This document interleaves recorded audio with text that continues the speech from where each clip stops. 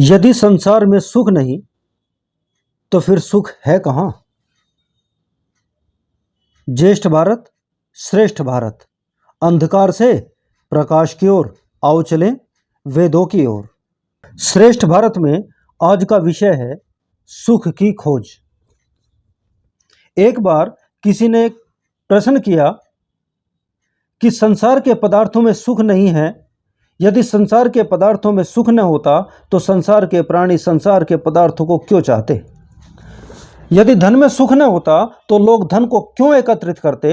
भोजन में सुख न होता तो लोग भोजन क्यों करते। वस्त्रों में सुख न होता तो लोग वस्त्र क्यों पहनते। यदि मकान महल आदि में सुख न होता तो लोग उन्हें क्यों बनाते। तात्पर्य यह है कि संसार के प्रत्येक पदार्थ में सुख है, तभी तो लोग उसे चाहते हैं और उसे छोड़ना नहीं चाहते। पदार्थों में संयोग से मनुष्य सुख मानता है और वियोग से दुख मानता है, फिर कैसे मान ले कि संसार में सुख नहीं है। इस प्रश्न का उत्तर कुछ इस प्रकार है। यहाँ पे स्पष्ट कर देना आवश्यक है कि मित्र, वास्तव में संसार के पदार्थों में सुख नहीं है। वास्तव में संसार के पदार्थों में सुख नहीं है। सुखाभास अर्थात सुख सा प्रतीत होता है। सुख तो प्रत्येक मनुष्य के अपने अंदर में है। जब मनुष्य संसार से किसी पदार्थ का प्रयोग करता है और उसे सुख प्रतीत होता है तो वह समझता है कि इस पदार्थ से ही मुझे सुख मिल रहा है, पर वास्तव में सुख उस पदार्थ से नहीं मिल रहा है। उसी की चित्त की एकाग्रता से उसे सुख का अनुभव हो रहा है। जैसे कुत्ता जब हड्डी को चूसता है तो दाढ़ के छिल जाने से खून निकलने लगता है। जो जो खून निकलता जाता है तो वह उसे और जोर जोर से चूसता है। वह समझता है कि हड्डी से खून निकल रहा है, लेकिन निकल रहा उसके अपनी दाढ़ से होता है। हड्डी में खून कहाँ है। ठीक इसी प्रकार संसार के पदार्थों में सुख कहाँ है। सुख तो अपने ही अंदर है, जो प्रत्येक प्राणी को अनुभव होता है।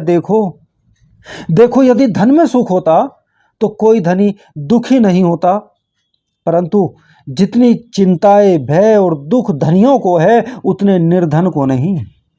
यदि एक धनवान आदमी बीमारी से कष्ट पा रहा है तो वह धन से दवा खरीद सकता है, परंतु तंदुरुस्ती नहीं खरीद सकता।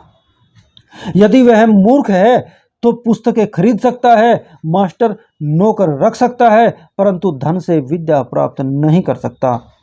विद्या तो परिश्रम से ही प्राप्त हो करेगा। इसी तरह धन से भोजन खरीद सकता है, भूख नहीं खरीद सकता।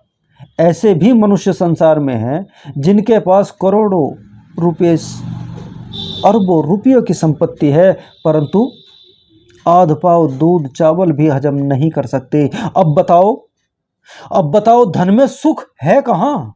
यदि भोजन में सुख माना जाए तो 4 रोटी खाने में जो सुख मिलता है 16 रोटी खाने में वह सुख चौगुना क्यों नहीं हो जाता। क्योंकि सुख जब रोटी का धर्म है तो रोटी की वृद्धि के साथ साथ सुख की मात्रा में भी वृद्धि होनी चाहिए। परंतु होता यह है कि भूख से अधिक यदि भोजन किया जाए तो पेट में दर्द हो जाता है और डॉक्टर या वैद्य की आवश्यकता पड़ती है। भूख के अंदर रूखा सूखा भोजन भी अमृत के समान प्रतीत होता है। भूख न होने पर अमृत में भी स्वाद नहीं आता। इसी तरह वस्त्रों को लो।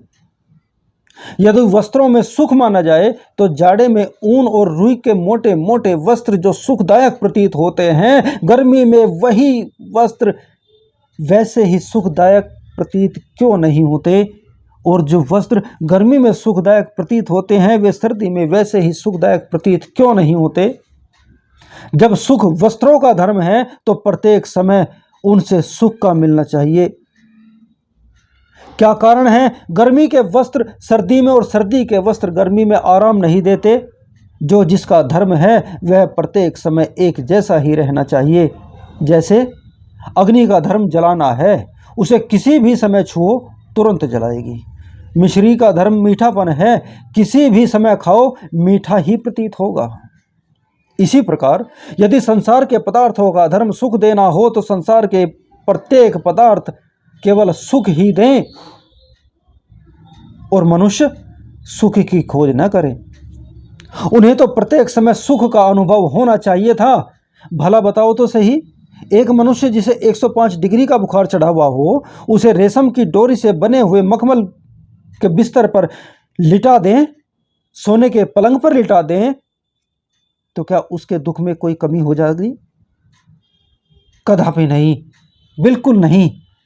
इसलिए यह सत्य है कि सुख संसार के पदार्थों में नहीं, सुख का भंडार केवल परमात्मा ही है।